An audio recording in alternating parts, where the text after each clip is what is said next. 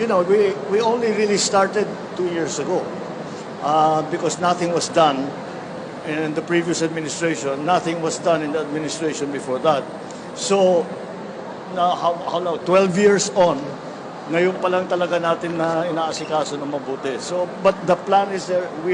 The funding will be available whenever the schedule requires it.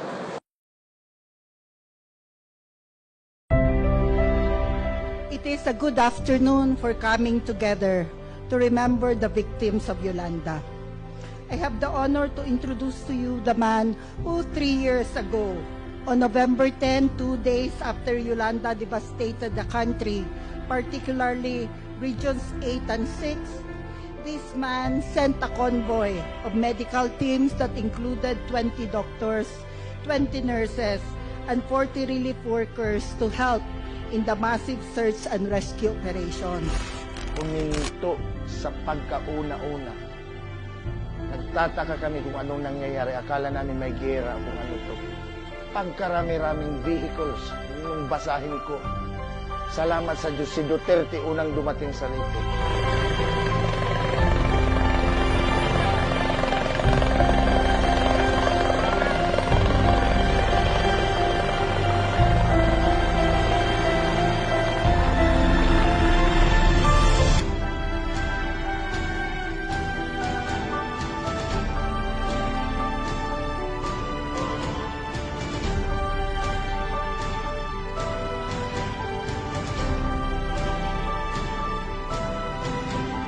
Ladies and gentlemen, the man who is willing to sacrifice his presidency, his honor, and his life to bring about genuine change in the country, President Rodrigo Cadigong Duterte.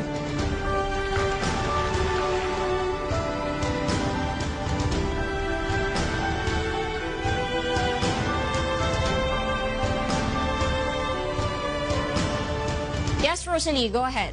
Good evening, Darlene. 205,000 beneficiaries who were victims of Typhoon Yolanda will avail the free house and conditional grant of lot of the government under the Duterte administration.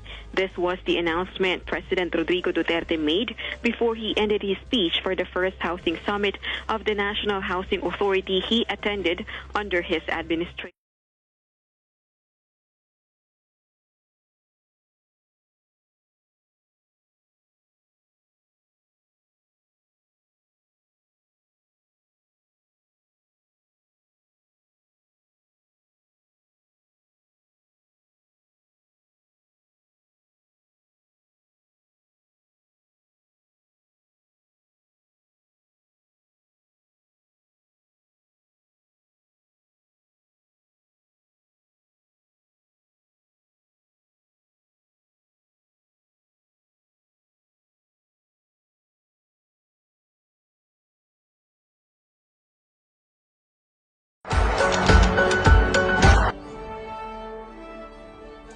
The livelihood and educational programs of the Duterte administration have improved the way of living in the province of Leyte.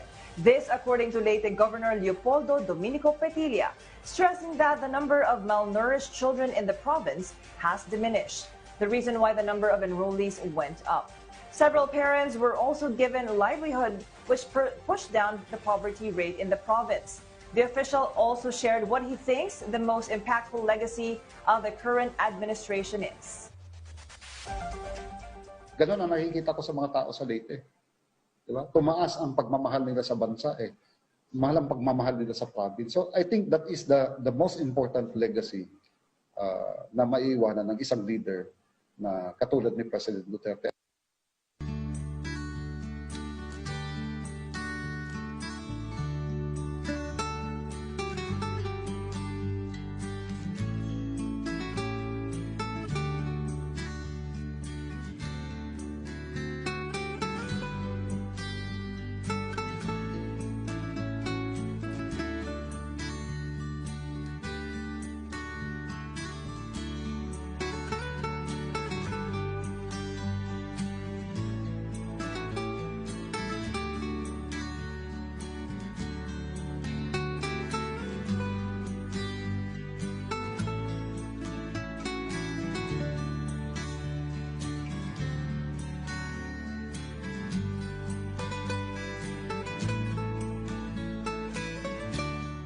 ngayon, gumawa ng hakbang ang pamahalaan para maprotektahan ang mga mamamayan sa mga malalakas na alon at sa naluyong dala ng bagyo. Ito ang Tight Embankment Project, o mas kilala sa tawag na The Great Wall of Leyte. Hey, what's up guys? Tara, samahan niyo akong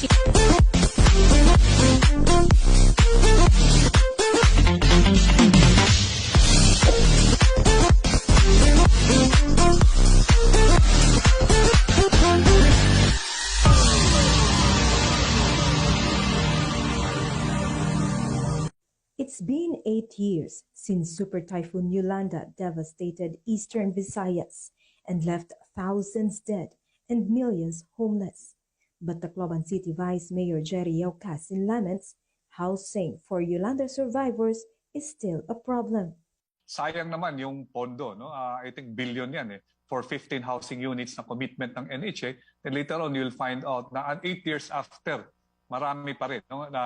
na hindi tinitirahan, no? Yung mga pabahay. Mayroon pa rin, hindi pa tapos. Mayroon naman walang itsura na, wala na yung mga jalousies, walang pintuan, then walang master list. No? Kung at the time of Super Typhoon Yolanda, dapat may lista na kung sino talaga natin bibigyan, sino talaga yung beneficiary. Hindi yung ngayon, after 8 years, kung sinong, sabi nga nila, kung sinong mas malapit, sinong kilala, yun ang nabibigyan ng pabahay.